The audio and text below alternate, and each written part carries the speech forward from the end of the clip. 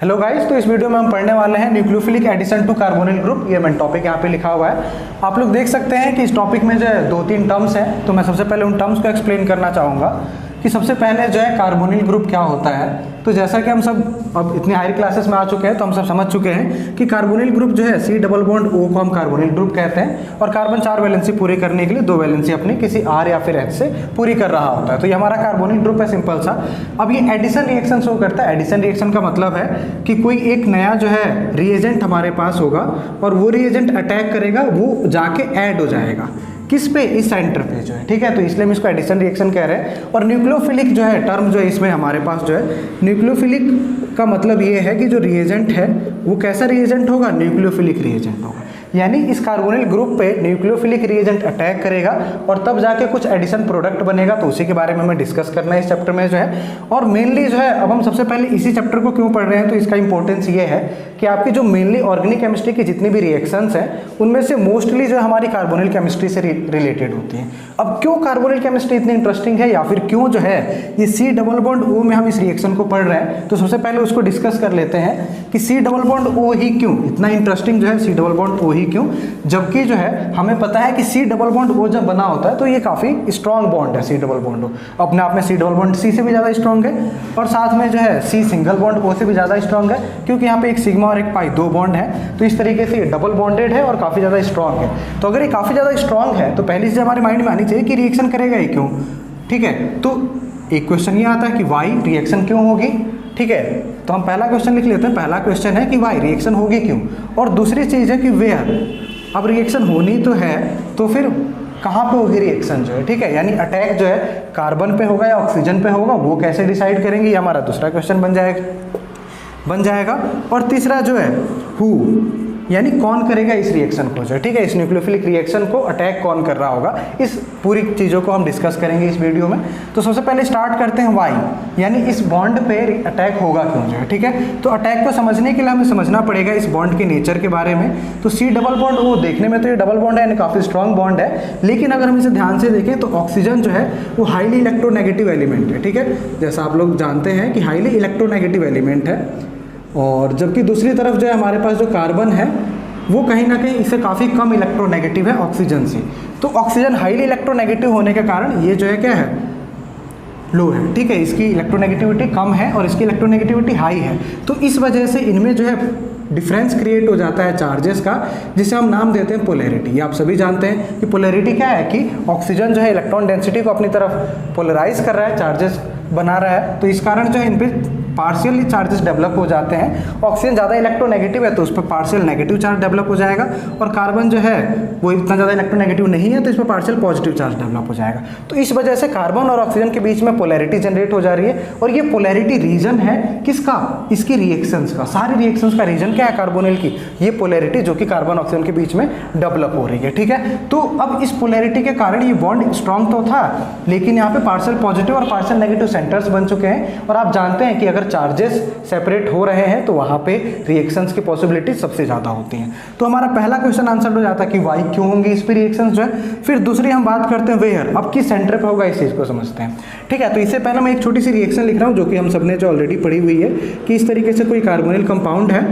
ठीक है, और इसकी रिएक्शन जो है अगर हम करा रहे हैं, ये रिएजेंट लिया मैंने कोई NaCl, इसके साथ H2SO4, और इसके साथ जो है हमने ये वाटर में रिएक्शन कराई। तो आप सभी को पता है कि Cn माइनस जो है यहाँ पे बनता है सबसे पहले, और वो न्यूक्लियोफाइल की तरह बिहेव करके यहाँ पे अटैक करता है, और इस तरीके से ये हमारे पास O माइनस और यहाँ पे Cn आके जुड़ जाता है, जो कि Cn माइनस की फॉर्म में अटैक किया होता है, और यहाँ पे हमारे पास ये 2 बॉन्ड ऑलरेडी होते हैं। यानी ये फर्स्ट स्टेप में होता है। फिर इसके अगले स्टेप में क्योंकि वाटर हमने ऐड किया हुआ है, तो वाटर का जो H प्लस है वो माइनस जो है इस H प्लस पे अटैक करता है, और इसके बाद जो है यहाँ पे हमारे पास अल्कोहल देखने को मिलता है। और किसी कार्बन पे अगर अल्कोहल OH और Cn एक साथ आ रहा है तो इस कंपाउंड को हम जो है साइनोहाइड्रिन कहते हैं। तो ये साइनोहाइड्रिन फॉर्मेशन जो है एक रिएक्शन है जो कि अगर आप समझेंगे तो एक न्यूक्लियोफिलिक एडिशन रिएक्शन है। ये Cn माइनस ने सबसे पहले अटैक किया था।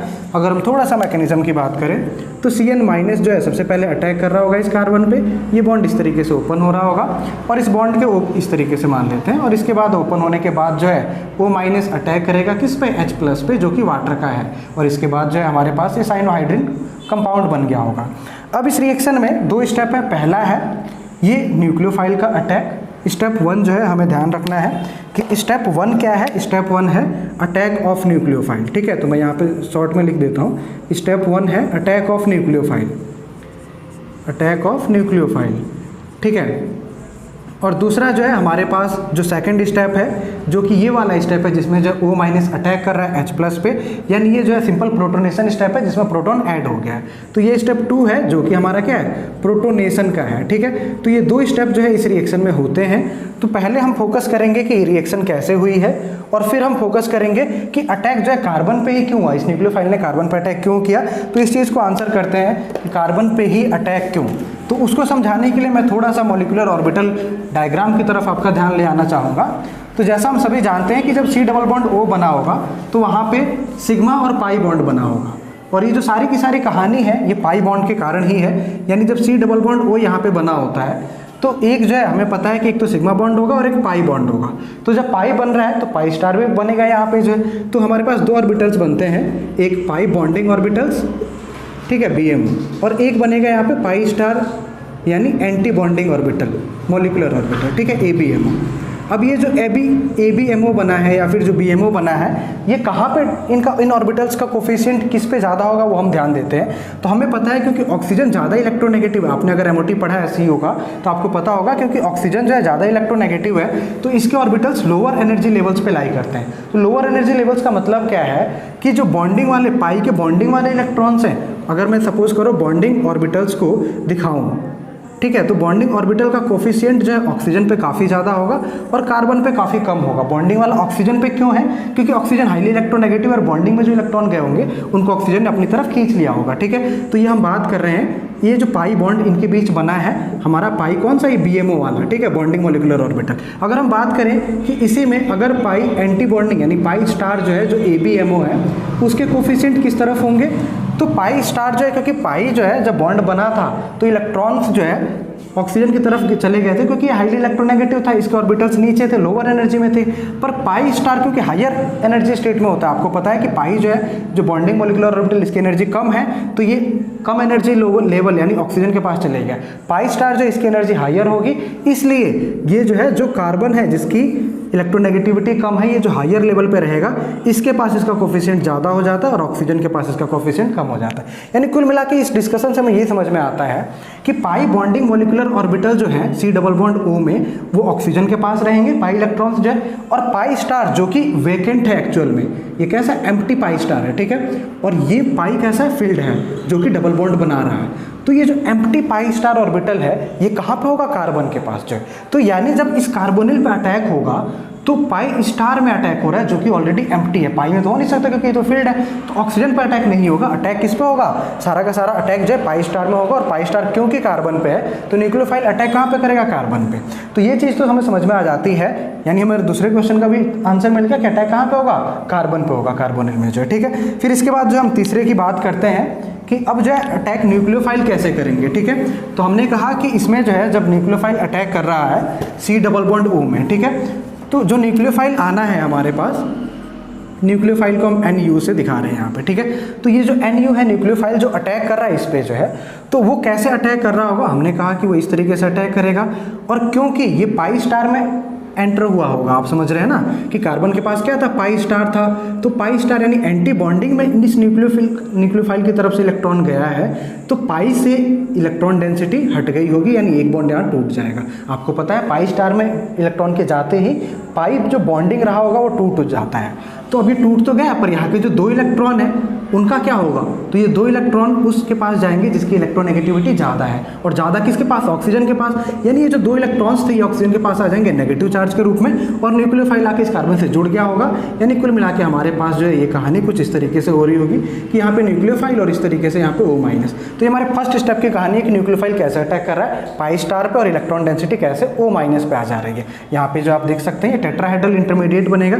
यहाँ पे हाइब्रिडाइजेशन की बात करें तो sp2 से sp3 हाइब्रिडाइजेशन हो गया है, ठीक है, यानी यहाँ पे जो बॉन्ड एंगल था वो 120 का था, यहाँ पे 109.5 डिग्री का हो गया ये बॉन्ड एंगल जो है। तो बॉन्ड एंगल कहीं ना कहीं डिक्रीज हुआ है, आप देख सकते हैं। तो अब जो है बॉन्ड एंगल डिक्रीज हुआ है, तो इसकी वजह से फ़र्क क्या पड़ता है, बॉन्ड एंगल डिक्रीज होने का फ़र्क पड़ता है रिएक्टिविटी पे। ठीक है, अब हम अगले टर्म को पढ़ते हैं, मैं ऊपर से आपको समझाता हूँ रिएक्टिविटी कैसे हम डिसाइड कर रहे होंगे। ठीक है, कार्बोनिल्स की जो है, तो हम बात करते हैं reactivity of carbonyls, reactivity of carbonyls.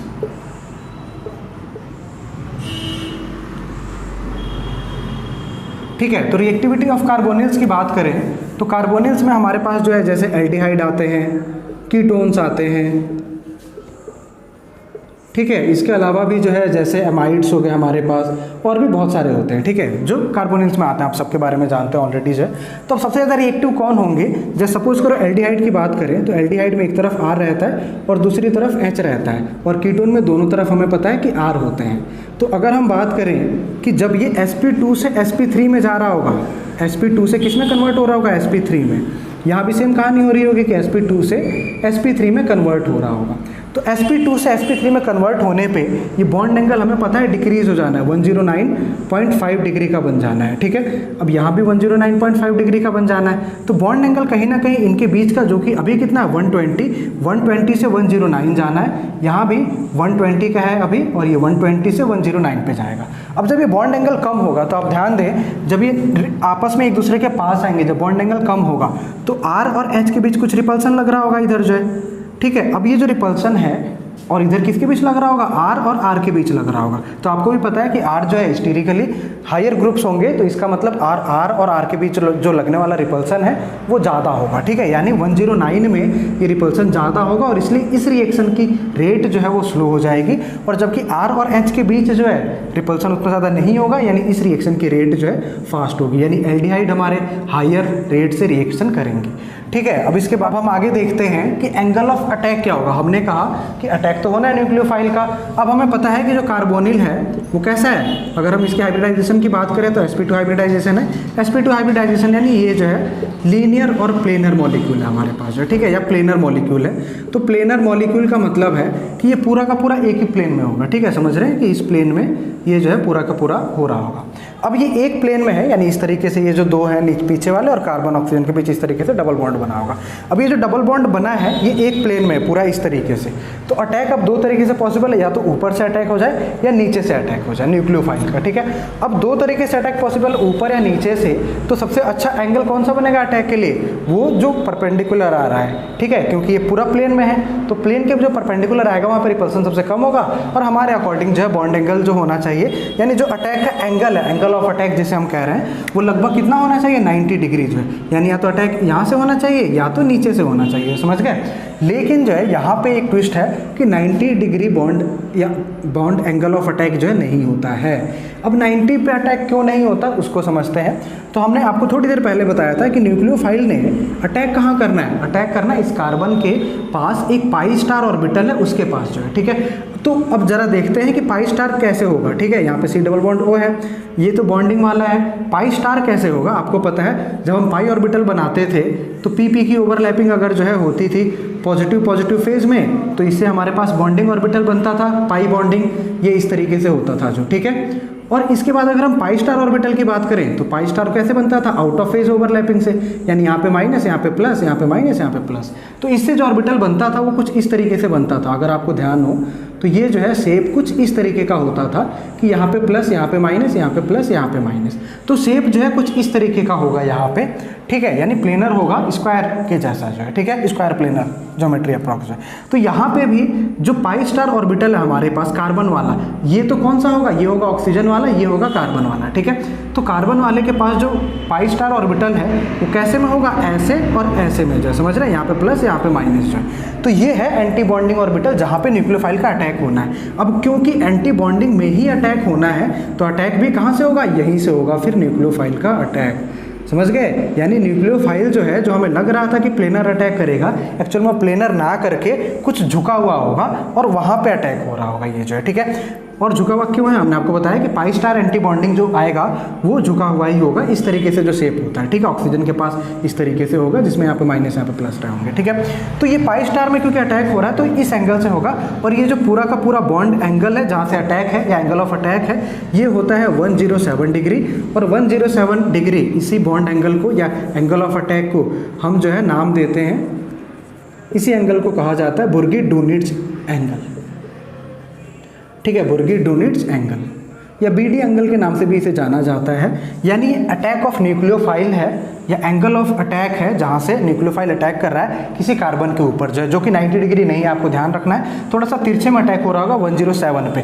अब इसका फायदा क्या, बुर्गी-डुनिट्ज पे क्यों हो रहा है, पहली चीज़ तो इसका शेप है इस तरीके से, और दूसरा ये है कि जब ये sp2 से sp3 में कन्वर्ट हो रहा है, ठीक है, हमने कहा कि sp2 से sp3 में इसने कन्वर्ट होना है, तो यहाँ जो 120 था उसने कन्वर्ट होना है 109 में। अब सपोज करो अटैक अगर 90 से हो रहा होता तो 90 से कहाँ पे जाना पड़ता, 109 पे, और दूसरा केस एक्चुअल में कहाँ से हो रहा है, 107 से, तो 107 से तो ज़्यादा इजी कौन सा है, 90 से 109 जाना या फिर 107 से 109 जाना। तो आप सभी जानते हैं कि 107 डिग्री से 109 इजीली बॉन्ड जो है थोड़ा सा स्लाइटली चेंज होगा तो ये बॉन्ड एंगल अपने आप नेचुरल बॉन्ड एंगल के बराबर पहुंच जाएगा। तो इसका मतलब बुर्गी-डुनिट्ज एंगल दो चीज़ें प्रोवाइड कर रहा है, पहली चीज़ कि पाई स्टार एंटी बॉन्डिंग में न्यूक्लियोफाइल का अटैक करा रहा है उसी के अकॉर्डिंग, और दूसरा पॉइंट भी इंपॉर्टेंट है जो कि क्या है कि 107 के अटैक होने से जब sp3 कार्बन बनेगा ये वाला तो 107 से 109 ईजिली पहुँच जाएगा बॉन्ड एंगल जो है। तो दोनों तरफ से बीडी एंगल हमने पढ़ लिया, एंगल ऑफ अटैक होगा जो कि आपको ध्यान रखना है, और वो अटैक का एंगल कितना होगा कार्बोनिल पे 107 डिग्री का, ठीक है। तो ये अटैक की बात हो गई। अब हम बात करते हैं कि जो हम सारी कहानी बोल रहे हैं, ठीक है, तो ये सारी कहानी जो है हम बोल कैसे रहे हैं, इसका मतलब जो है हमें अब ये पढ़ना है कि इसमें जो है जो ये अटैक होना है उससे हम चाह क्या रहे हैं, कार्बोनिल पे हम अटैक करवा क्यों रहे हैं। तो मेनली जो है हम कार्बोनिल पे अटैक 2-3 रीजन्स की वजह से कराते हैं, और वो 2-3 रीजन्स कौन से उनको देखते हैं। तो सबसे पहला जो रीज़न है वो है हम carbon carbon new bond formation बनाना चाहते हैं, यानी कार्बन कार्बन के बीच सिंगल बॉन्ड बनाने के लिए इस रिएक्शन का यूज़ करते हैं, या फिर कार्बन हाइड्रोजन बॉन्ड बनाने के लिए इस रिएक्शन का यूज़ करते हैं, या फिर ऐसे ही कई सारे बॉन्ड हम नए बनाने के लिए यूज़ करते हैं। तो क्योंकि नया कार्बन कार्बन बॉन्ड बन सकता है या फिर नया कार्बन हाइड्रोजन बॉन्ड बन सकता है, तो इसलिए हम इस रिएक्शन का यूज़ कर रहे हैं बेसिकली जो है। तो कैसे बनेगा, अगर हमें सपोज करो ये यहाँ पे C डबल बॉन्ड O है और यहाँ R ग्रुप है, यहाँ कोई H ग्रुप एल्डिहाइड है, ठीक है। तो अगर मुझे जो है कार्बन के साथ H बॉन्ड चाहिए नया जो है, तो मुझे हाइड्राइड का अटैक कराना पड़ेगा। अब हाइड्राइड न्यूक्लियोफाइल कैसे बिहेव कर सकता है कि H माइनस आ जाए। अभी H माइनस हमें कहाँ से मिलेगा, H माइनस जो है किसी सॉल्ट से मिल सकता है या फिर किसी बेस से मिल सकता है। तो NaH ये जो है हमारे पास सोडियम हाइड्राइड है जो कि H माइनस बना सकता है। तो H माइनस आएगा यहाँ पे इस तरीके से अटैक करेगा, यहाँ पे ऊपर ये इस तरीके से जाएगा, और हमें पता है आगे जो है क्या होना है कि यहाँ पे O माइनस आ जाएगा, यहाँ पे ये H था, ये नया वाला H है, और इसके बाद जो है हम H2 जैसे इसमें डालेंगे, या H2 पहले से भी रहा होगा तो इसका H प्लस जो है इसको अटैक कर देगा, और यहाँ से हमारे पास एल्कोहल मिल जाएगा। समझ गए। तो अगर इस तरीके से आपको लग रहा है कि रिएक्शन इस तरीके से होगी तो ये बिल्कुल गलत है। क्यों है गलत, अब हम जानते हैं कि रिएक्शन जो है एक्चुअल में हो क्यों नहीं पाती है, जबकि हमें हमारे देखने के अकॉर्डिंग तो ये रिएक्शन हो जानी चाहिए थी, क्योंकि हाइड्राइड हमें मिल भी जा रहा है यहाँ NaH से जो है, लेकिन ये रिएक्शन नहीं हो पाती है। तो ये रिएक्शन क्यों नहीं हो पाती है, समझते हैं इस चीज़ को। तो समझने के लिए ये जरूरी है कि जो H माइनस बना है ये दो तरीके से बिहेव कर सकता है, एज अ बेस बिहेव कर लिए, या तो दूसरा ये जो है न्यूक्लियोफाइल की तरह बिहेव कर ले। आपने पढ़ा होगा कि बेस और न्यूक्लियोफाइल जनरली सेम होते हैं, बिल्कुल छोटे छोटे डिफरेंसेस हैं। जैसे कि बेस जो है वो क्या ढूंढता है, H प्लस को ढूंढता है, और न्यूक्लियोफाइल जो है इलेक्ट्रोफिलिक सेंटर को ढूंढता है। तो दो चीज़ें हैं यहाँ पे कि एक जो है H प्लस को ढूंढ रहा है, एक इलेक्ट्रोफिलिक सेंटर को ढूंढ रहा है। तो अगर H माइनस बेस की तरह ढूंढेगा तो H प्लस को H माइनस बेस की तरह बिहेव करेगा तो H प्लस को ढूंढेगा, और न्यूक्लियोफाइल की तरह बिहेव करेगा तो इलेक्ट्रोफिलिक यानी जो कि कार्बन ऑलरेडी है उसी पे अटैक करेगा। बट अगर हम देखेंगे तो H माइनस का जो इलेक्ट्रॉन्स होंगे, H के पास एक इलेक्ट्रॉन होता है, एक माइनस चार्ज यानी दो इलेक्ट्रॉन, तो 1s2 ऑर्बिटल है ये जो है, ठीक है। जबकि कार्बन के पास जो ऑर्बिटल है वो कौन सा है, 2p ऑर्बिटल। तो एक पॉसिबिलिटी तो ये है कि 1s जो है वो किस पे अटैक करे, 2p पे, जबकि इनके बीच काफ़ी ज़्यादा साइज डिफरेंस आ जाएगा। और दूसरा केस हमारे पास क्या है कि क्योंकि यहाँ पे पहले से ही वाटर प्रेजेंट होगा तो H2O भी है वहाँ पे, ठीक है। और H2O का अगर हम ओपन स्ट्रक्चर बनाए तो इस तरीके से ये जो है H2O होगा, और ये H माइनस जो आया है जो कि बेस की तरह बिहेव कर सकता है वो क्या ढूंढेगा, H प्लस, तो ये अटैक करेगा इस H को, और ये इलेक्ट्रॉन इधर शिफ्ट हो जाएंगे, यानी H2 प्लस OH माइनस ये बन जाएगा। और क्योंकि यहाँ पे अटैक जो है 1s से 1s में हो रहा है तो ये काफ़ी फेवरेबल अटैक होगा, और इसलिए H माइनस जो है कभी भी एज ए न्यूक्लियोफाइल की तरह बिहेव नहीं कर सकता है और इसलिए H- फ्रीली कभी हमें कार्बन पे अटैक नहीं कर पाएगा। समझ गए? तो H- अगर अटैक नहीं कर पा रहा है कार्बन पे, तो कार्बन और हाइड्रोजन बॉन्ड हम बनाएंगे कैसे, ये वाला बॉन्ड जो है। तो इसका सॉल्यूशन जो है हमें मिलता है जो हम बेसिकली रिड्यूसिंग एजेंट्स पढ़ते हैं उनसे जो है। ठीक है, आइए समझते हैं कैसे मिलेगा ये सॉल्यूशन जो है। तो उसके लिए जो है अब आपका मेन स्टार्ट होता है एक एक करके जो हम टॉपिक्स हैं। तो बेसिक समझना बहुत ज़रूरी है, उसके बाद ही आप जो मेन टॉपिक्स कर सकते हैं। जैसे कि हम एक रिड्यूसिंग एजेंट लेते हैं NaBH4, ठीक है। तो NaBH4 में क्या है, जैसे ये वाटर में आएगा ये आयंस में कन्वर्ट हो जाएगा। आयन कौन कौन से बनेंगे, एक तो Na+ बनेगा और एक BH4- बनेगा। अब BH4- टेट्राहेड्रल शेप का होगा, हम सभी जानते हैं। तो बोरॉन के पास जो इस तरीके से 4 हाइड्रोजन जो है जुड़े रहेंगे, और क्योंकि बोरॉन के पास 3 ही हाइड्रोजन, बोरॉन के पास 3 इलेक्ट्रॉन थे और उसने 4 बॉन्ड बनाए हैं, यानी एक जो इसने नेगेटिव चार्ज इस पे दिख रहा है हमें, वो नेगेटिव चार्ज ऑलरेडी इन्वॉल्व हो गया है इस हाइड्रोजन के साथ बॉन्ड बनाने में। बोरॉन के पास 3 थे तो उसने 3 हाइड्रोजन के साथ बॉन्ड बनाए। एक उसने माइनस चार्ज का मतलब 1 इलेक्ट्रॉन इसने लिया है और 1 इलेक्ट्रॉन लेके तब जाके इसने हाइड्रोजन के साथ बॉन्ड बनाए।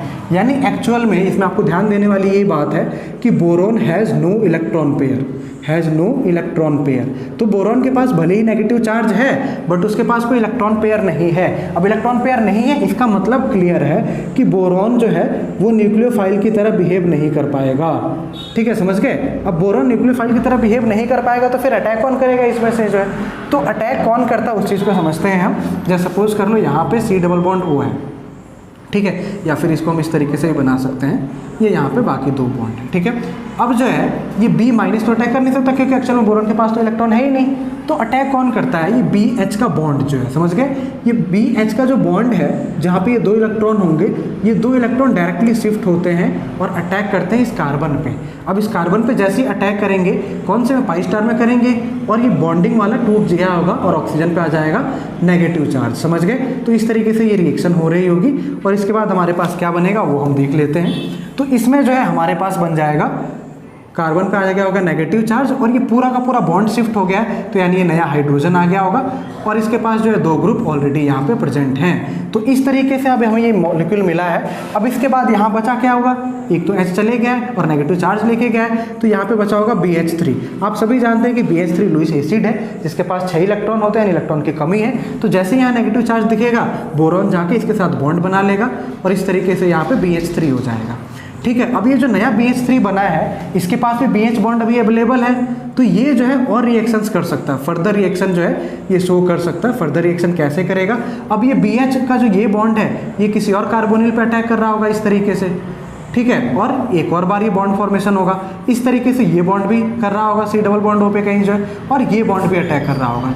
तो यानी टोटल मिला के बोरॉन जो है वो 4 जगह अटैक कर रहा होगा और इस तरीके से ये जो है 4 जगह ये बॉन्ड बना रहा होगा।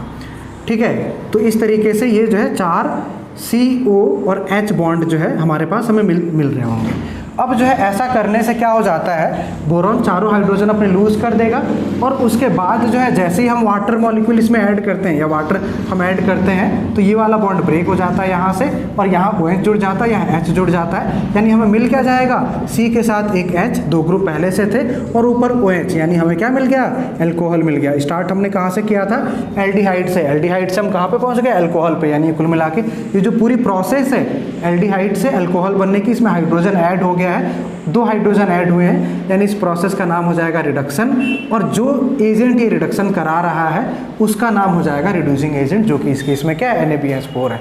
तो NaBH4 जो है बोरॉन अटैक नहीं करता, आपको ध्यान रखना है। बोरॉन और हाइड्रोजन का सिंगल बॉन्ड अटैक करता है कार्बन पे और उसके बाद जो है क्योंकि NaBH4 में 4 सिंगल बॉन्ड है BH वाले, तो 4 बार अटैक हो सकता है। यानी एक मॉलिक्यूल NaBH4 का 4 कार्बोनिल को रिड्यूस करा सकता है। लेकिन क्योंकि क्राउडिंग काफ़ी ज़्यादा बढ़ जाएगी अगर 4 को कराता है, तो इसलिए जनरली 4 को करा नहीं पाता है, बट जो उसकी टोटल कैपेसिटी है वो 4 को रिड्यूस कराने की ही है।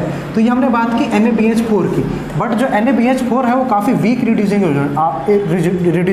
एजेंट होता है। आपने सुना होगा कि NaBH4 जो है वो केवल एल्डिहाइड या कीटोन का करा पाता है, ठीक है, एल्डिहाइड या फिर कीटोन का रिडक्शन करा सकता है, वो जो है बाकियों का रिडक्शन नहीं करा सकता है, जैसे कि एमाइड है, एस्टर है या जो भी ग्रुप है इनका नहीं करा सकता है, ठीक है, रिडक्शन जो है। तो अब एमाइड का नहीं करा पा रहा है, क्यों? क्योंकि एमाइड जो है कम रिएक्टिव है, हमने आपको बताया था थोड़ी देर पहले कि रिएक्टिविटी पे डिपेंड करता है अटैक जो है।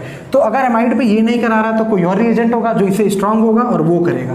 तो इसे स्ट्रांग कैसे बनाएंगे? तो इसे स्ट्रांग बनाने के लिए हम एक रिएजेंट आपने सुना होगा काफ़ी स्ट्रांग रिड्यूसिंग एजेंट LiAlH4, ठीक है। तो अब LiAlH4 में क्या होगा, ये भी जब वाटर में जाएगा तो ब्रेक होगा पहले। तो अब ये किस तरीके से ब्रेक होगा, एल्यूमिनियम के पास जो इस बार 4 हाइड्रोजन आ जाएंगे, ठीक है। अब ये 4 हाइड्रोजन जो एल्यूमिनियम के पास है, एल्यूमिनियम के पास एक नेगेटिव चार्ज होगा, ठीक है। अब इस फिर से ये सेम कहानी होगी कि हमारा ये H अटैक करेगा और हमारे पास ये C डबल बॉन्ड जो रहा होगा पहले से वो टूटेगा इस तरीके से और इलेक्ट्रॉन शिफ्ट होकर अल्कोहल बनेगा लास्ट में जो है। अब मेन कहानी ये है कि एल्यूमिनियम के आने से ऐसा क्या हो गया कि ये वाला जो है स्ट्रॉन्ग रिड्यूसिंग एजेंट हो गया कि अब ये एमाइड को भी कर देगा, एल्डिहाइड कीटोन सबको कर देगा, ठीक है। तो अब ये स्ट्रॉन्ग क्यों है और ये वीक क्यों है, इसको थोड़ा सा समझते हैं। तो डिफरेंस क्या है, रिड्यूसिंग एजेंट हमारा ये एल्यूमिनियम हाइड्राइड बन रहा है और इस केस में रिड्यूसिंग एजेंट हमारे पास बोरोन हाइड्राइड बन रहा था। तो डिफरेंस केवल इस बात का है कि इसमें बोरोन था, इसमें एल्यूमिनियम था। तो आप जानते हैं कि बोरोन जो है वो नॉन मेटल है और एल्यूमिनियम मेटल है। क्योंकि एल्यूमिनियम मेटल है तो ये इलेक्ट्रोपॉजिटिव नेचर का होगा और इलेक्ट्रोपॉजिटिव नेचर का मतलब ये हो गया कि ये इलेक्ट्रॉन डोनेट करना चाहता है इजीली, जबकि बोरोन नॉन मेटल है तो लेस इलेक्ट्रोपॉजिटिव होगा। ये इलेक्ट्रोपॉजिटिव होगा बट कैसा होगा, लेस इलेक्ट्रोपॉजिटिव होगा, ठीक है। अब लेस इलेक्ट्रोपॉजिटिव का मतलब ये है कि वो इजीली इलेक्ट्रॉन डोनेट नहीं करना चाहेगा। तो जो BH के बॉन्ड से जब इलेक्ट्रॉन निकल रहे थे तो वो इजीली नहीं जा पाएंगे क्योंकि लेस इलेक्ट्रोपॉजिटिव है, जबकि जो Al और H के बॉन्ड से जो इलेक्ट्रॉन निकल रहे हैं क्योंकि हाईली इलेक्ट्रोपॉजिटिव है, यानी हाई इलेक्ट्रोपॉजिटिव है, तो इसलिए इस बार इलेक्ट्रॉन ट्रांसफर एल्यूमिनियम इजीली होने देगा और इसलिए एल्यूमिनियम जो हाईली स्ट्रॉन्ग रिड्यूसिंग एजेंट बन जाता है, जबकि NaBH4 हमारा वीक रिड्यूसिंग एजेंट रह जाता है। तो ये पॉइंट आपको समझना जरूरी है कि कोई रिएजेंट जो है या कोई रिड्यूसिंग एजेंट स्ट्रॉन्ग और वीक जो है कैसे डिसाइड हम कर रहे हैं। तो हम देखेंगे कि जो हमारा रिड्यूसिंग रिएजेंट होगा अगर वो अपने हाइड्राइड जो अटैक हो रहा है, अब इस पूरे प्रोसेस को जिसमें जो है BH बॉन्ड अटैक कर रहा है उसमें शिफ्ट तो ये पूरा हाइड्रोजन ही हुआ है कार्बोनिल पे या कार्बन के पास जो है, ठीक है। तो अब ये पूरा हाइड्राइड शिफ्ट हुआ है तो इसे हम क्या कहते हैं, हाइड्राइड ट्रांसफर। इस पूरी प्रोसेस को हम क्या कहते हैं, हाइड्राइड ट्रांसफर। तो रिड्यूसिंग एजेंट जब हमें कार्बन और हाइड्रोजन बॉन्ड बनाना होता है तो हम कौन से रिएजेंट का यूज करते हैं, जो कि हाइड्राइड ट्रांसफर कर सकते हैं, यानी H- का ट्रांसफर कर रहे हो केवल, ना हाइड्रोजन अटैक कर रहा है ना बोरोन अटैक कर रहा है। अटैक कौन कर रहा है, बोरोन हाइड्रोजन का सिंगल बॉन्ड जो है, ठीक है। तो ये इसमें हाइड्राइड ट्रांसफर की प्रोसेस है जो आपको ध्यान रखनी है।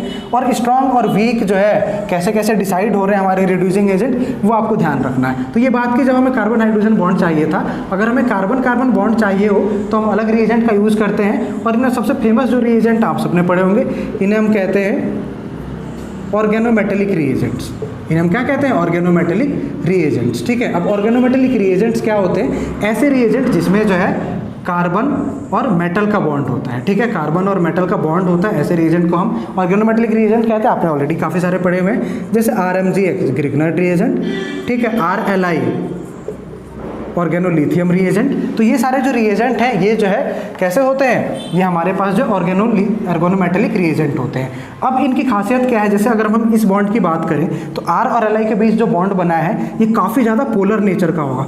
पोलर नेचर का क्यों, क्योंकि हाईली इलेक्ट्रोपॉजिटिव है तो ये जो है इलेक्ट्रॉन डेंसिटी डोनेट कर रहा होगा, यानी R पे आ जाएगा पार्शियल नेगेटिव चार्ज, जिस पे आ जाएगा पार्शियल पॉजिटिव चार्ज। यानी अगर इसको न्यूक्लियोफाइल की तरह बिहेव करना है तो R- जो है न्यूक्लियोफाइल की तरह बिहेव करेगा और यही जो है अटैक करेगा किस पे, कार्बोनिल वाले कार्बन पे। अब ये जब अटैक करेगा तो ये वाला बॉन्ड ओपन होगा, हम सभी जानते हैं, और इसके बाद जो है हमारे पास क्या बन जाएगा, RCO- और इस तरीके से जुड़ जाएगा। अब ये जो Li+ था ये O- के साथ कुछ देर के लिए अटैच होगा और जैसे ही इसके बाद हम H2O मॉलिक्यूल या वाटर हम ऐड करते हैं इस रिएक्शन में तो इसके बाद ये Li हट जाता है और यहाँ पे H आ जाएगा, ठीक है, LiOH बन जाएगा और यहाँ से हमें जो है क्या मिल जाएगा, हमें कुल मिला के ये जो है अल्कोहल मिल जाएगा। अब इसमें हमें ध्यान रखने वाली बात ये है कि जितने भी ऑर्गेनोमेटेलिक रिएजेंट होते हैं वो हाईली रिएक्टिव होते हैं। जैसे आप RMGX देखें या RLi देखें तो ये क्या हाईली रिएक्टिव है। अब ये हाईली रिएक्टिव है तो इसका हमें क्या करना है, अगर ये हाई रिएक्टिव है तो इसका मतलब अगर हम जैसे पिछली वाली रिएक्शन में मैंने जो इससे पहले आपको साइनी हाइड्रोजन फॉर्मेशन पढ़ाया था, तो उसमें हमने वाटर साथ में डाल दिया था, ठीक है, NaCN के साथ जो है, NaCN के साथ हमने क्या किया था, H2SO4 और साथ में जो है हमने H2O डाल दिया था। लेकिन यहाँ पे हम वाटर नहीं डाल सकते हैं, RLi के साथ भी हम कभी भी वाटर साथ में नहीं डाल सकते हैं। क्यों? क्योंकि RLi जो है वाटर के साथ रिएक्शन कर लेगा, क्योंकि हमने कहा कि हाईली रिएक्टिव है, तो ये HOH इस तरीके से होगा वाटर, ये R- अटैक करेगा इस H पे और ये इस तरीके से शिफ्ट हो जाएगा, यानी RH बन जाएगा। तो ये रिएक्शन होने के चांसेस काफ़ी ज़्यादा होते हैं, तो इसलिए जो है RLi के साथ हम कभी भी वाटर नहीं डालते हैं। लेकिन अब ये O- बना है तो हमें वाटर तो चाहिए ही, O- को हाइड्रोलाइज करके या फिर जो है हमें इसे जो है अल्कोहल में कन्वर्ट करने के लिए H हमें चाहिए, तो H हमें वाटर से मिलेगा। अब वो वाटर क्या करना पड़ेगा फिर, तो हम तब तक वेट करते हैं जब तक सारा का सारा जो हमने ऑर्गेनोमेटेलिक रिएजेंट डाला है वो खत्म ना हो जाए। एक बार वो खत्म हो जाता है उसके बाद हम वाटर डालते हैं। और इसीलिए जब आपने ऑर्गेनोमेटेलिक रिएजेंट की रिएक्शंस देखी होंगी तो अक्सर आपने जो है 1 और 2 लिखा हुआ देखा होगा। यानी सपोज करो इस तरीके से कोई कंपाउंड है जिसमें ये R और ये H है, तो आपने देखा होगा कि इनके ऊपर जो है लिखा रहता है कि फर्स्ट स्टेप में MELI विद THF। THF क्या है? THF है टेट्राहाइड्रोफ्यूरान, जो कि होता है एक एप्रोटिक सॉल्वेंट। एप्रोटिक सॉल्वेंट यानी इसके पास H+ होगा ही नहीं, तो MiLi रिएक्ट करेगा ही नहीं उसके साथ। और दूसरे स्टेप में हम करते हैं H2O। तो दूसरे स्टेप में करने का मतलब है कि पहले स्टेप में हमने ये ऑर्गेनोमेटेलिक रिएजेंट डाला, ये कंप्लीटली रिएक्ट कर लेगा इसके साथ, उसके बाद हम H2O डालेंगे और इसी H2O डालने को जो है हम फाइनल स्टेप कहते हैं, ठीक है। यानी लास्ट में जो है क्या, वर्कअप जो है, हम इसको नाम क्या देते हैं, इसको हम नाम देते हैं वर्कअप। यानी जब ये पूरी रिएक्शन हो गई होगी उसके बाद जो है हम H2O दे रहे होंगे, ठीक है, तब जाके हमारे पास इसमें अल्कोहल बन गया होगा। तो ये जो है ऑर्गेनोमेटेलिक रिएजेंट किस तरीके से कार्बन कार्बन बॉन्ड बना रहे हैं उसकी हमने कहानी देखी है, इस तरीके से होगा। यहाँ पे हमारे पास जो है ये इस तरीके से OH में कन्वर्ट हो गया होगा, यहाँ पे एक H था और यहाँ पे हमारे पास ये जो Me ग्रुप है जो कि न्यूक्लियोफाइल की तरह बिहेव कर रहा है वो आके जुड़ गया होगा। तो ये ऑर्गेनोमेटेलिक रिएजेंट और दूसरा हमारे हाइड्राइड ट्रांसफर रिएजेंट, इन 2 रिएजेंट के बारे में हमने इस लेक्चर में पढ़ा। Thank you.